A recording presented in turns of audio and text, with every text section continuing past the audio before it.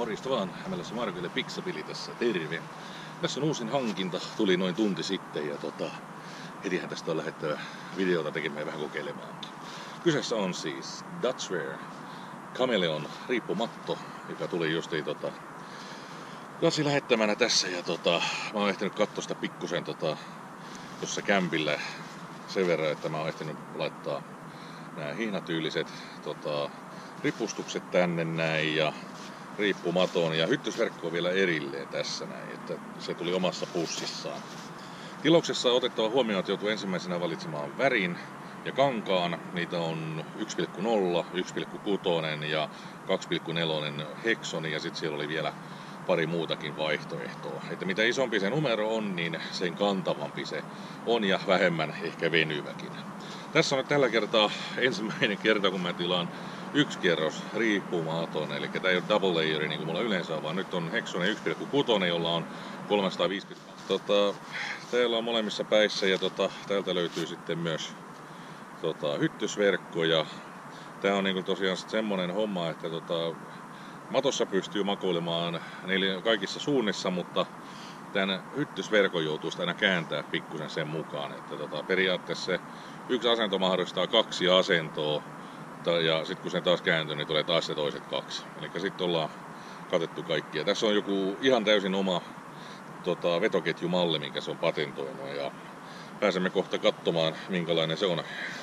Mulla on vähän erikoisemman värinen, tämä on Burnt Orange, joka on jostain syystä mun mieliväreiksi koostunut tässä nattoillessa. Ja sieltähän se löytyy Chameleon.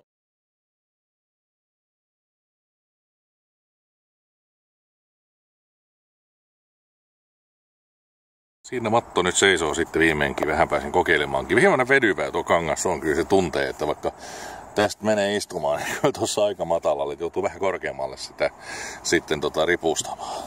Täällä on hyviä tällaisia pikku klippejä, esimerkiksi nämä aivan loistavat tällaiset, niin näihin saa tuo underkilti, eli aluspeiton saa mukavasti menemään näitä pitkin tuolta noin, niin pysyy hyvin paikallaan. Ja nämä on sitten myös näitä klippejä täällä ympäri ämpäri, näihin saa vaikka minkä näköistä tavaraa sitten kiinni. Ja sitten on tää hyttysverkon kiinnitykseen tarkoitettu tää vetoketjukin tässä, tämmönen muovinen zipperi tässä, tai tuo vetoketju, katsotaan kun se nyt tarkentaisi noin ikkaasti. Siinä ja jälki näyttää todella hyvältä, ainakin näitä kun katsoo näitä saumoja ja muuta, niin nämä on, niin kuin tuntuu oikein huolellisesti olevan tehtyt.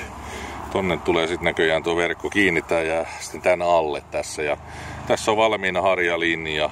Ja arvioisin, että tää on ihan... No, tarkentaako taas? Ei meinaa tarkentaa. Noin ikään. Siinä on Dynemaankohan tää varmaan on. Samalla tyylistä. Vähän tuossa Warbonnetissa mulla oli vähän niin kuin ehkä tuplaten paksumpi, mutta tähän kestää tosi hyvin. Sitten on ripustukset. Täällä on sitten vähän paksumpaa Dynemaa näköjään, niin taas mennään tarkennuksen kanssa. Ja sitten on nämä Beetle Buckle-nimiset solkityyppiset ripustukset tässä, minkä läpi tuo menee tuossa. Helppo tuohon noin pistää kiinni tuollainen koukkuu.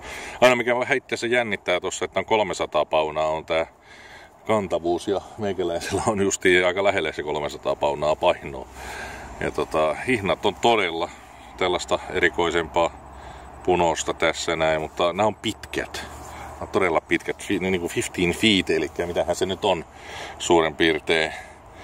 Vähän olisiko 1/3 siitä, eli puhutaan nyt kumminkin reilu 5 metrin pituudesta. Niin kuin näkyy tossa, niin menee todella pitkälle tonne, vaikka se on vielä paksun puun ympäri ja sitten menee tohon solkeen. Joo, katsotaanpas vielä. Siinä on Chameleonin merkki sitten. Ruvetaanpas vähän testailemaan vähän paremmin, miltä matto vaikuttaa.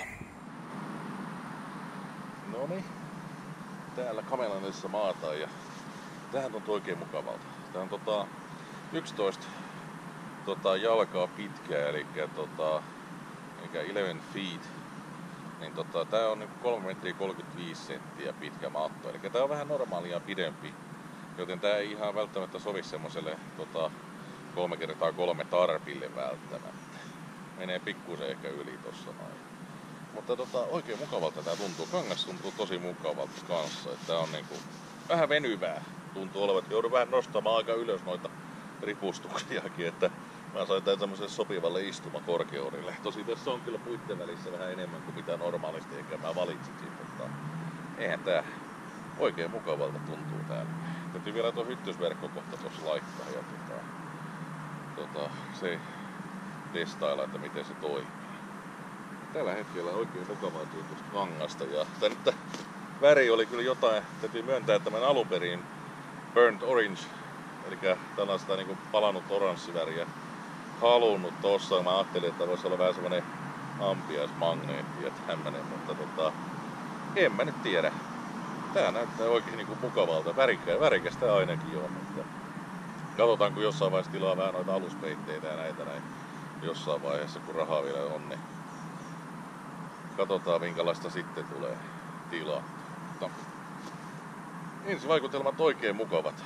Täytyy sanoa, että jos pitänyt testata siellä Kelmenteillä, kun oltiin riippumassa tuossa toissa viikonloppuna, niin jos pitänyt testata, että tuli taas vähän kalliiksi nämä miitit, niin kuin nämä yleensä tahtoo tulla. Mutta tässä nyt odotellaan siinä, milloin kanssa pääsee makoilemaankin. Mut joo, eiköhän tossa ruvetaan ottaa hyttysverkkoa tuolta esiin ja pistämään kiinni, katsotaan miten se toimii. Tästä nyt sitten toinen pää, missä on vetskarit, ne piti siirtää, ne oli tuolla toisessa päässä molemmat ja toinen siirretään. Toiseen päähän siirretään nämä omat vetoketjut, toisessa on toiset sitten ja ne menee nyt sitten tuossa noihin palikoihin, katsotaan kun se nyt saa tarkennettua taas. No niin, noin suurin piirtein. Siellä näkyy, niin tonne pujotetaan ja sitten tehdään sama tonne toiseen päähän. Katsotaanhan miten tää toimii. Siinä on nyt verkko paikallaan, siinä ihan mukavasti ne tuonne meni. Ja, yksi huomio mikä tässä on, niin tietysti tässä on molemmin puolin nämä vetoketjut, eli voi poistua ihan miltä puolelta vaan. Ja katsotaan, nämä liukuu todella mukavasti tässä, nämä ei takertele juuri ollenkaan. Ja täältä sitten vielä toinen ja sitten mennään toiselle puolelle tuosta noin. Kato kun liukuu oikein hyvin.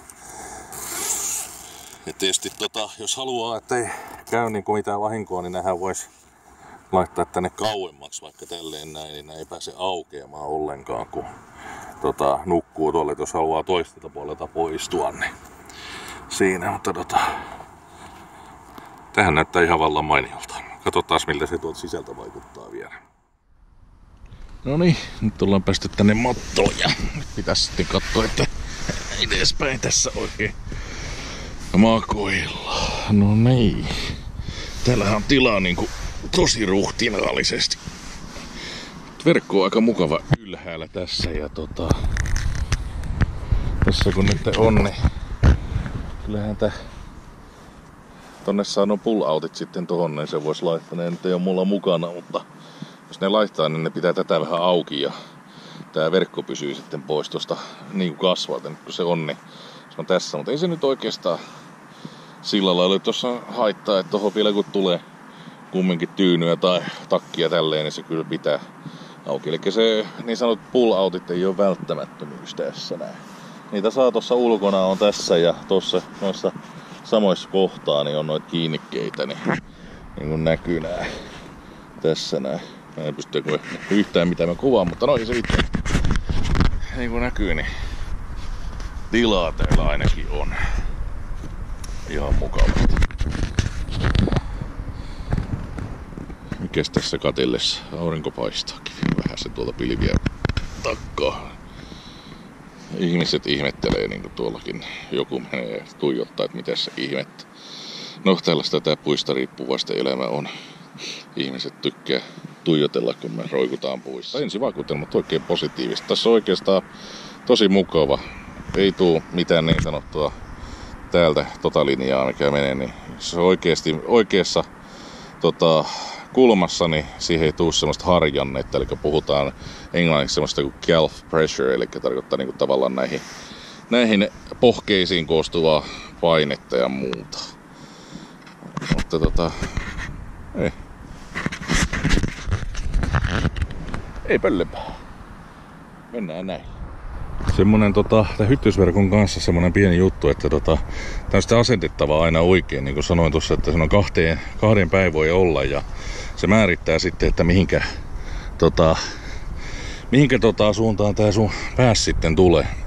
Eikä nyt kun mä oon laittanut tälleen päin tässä näin, niin tuolla on jalkopuoli ja tässä on niin selkeä suunta tää näin. Et jos mä koitan toisten päin mennä tohon noin, niin se luo vähän painetta olkapäille ja muuta ja se ei ole lähellekään niin mukava siinä vaiheessa. Eli jos mä haluan nyt pään puolen laittaakin tälle puolelle, niin mä joudun tämän verkon ottaa irti ja kääntämään sen ympäri, jolloin silloin mä saan sen niin kuin sitten siihen suuntaan, mihin mä sen haluan. Mutta tosiaan, oliko tää nyt Vision Zipper nimellä, näin ja ihan toimivat. Näissä on hyvät tollaiset vetolenkit. Tosi mä ajattelin, että sisäpuolelle mä laitan varmaan semmosen narun tohon noin, niin semmosen varmaan 20 senttiä pitkän, niin tarvii kurottaa niin hirveästi tuolla kun yrittää mattoon mennä, niin helpompi vetää vetokot jo kiinni. Mutta tässä nyt on ensivaikutelmia tästä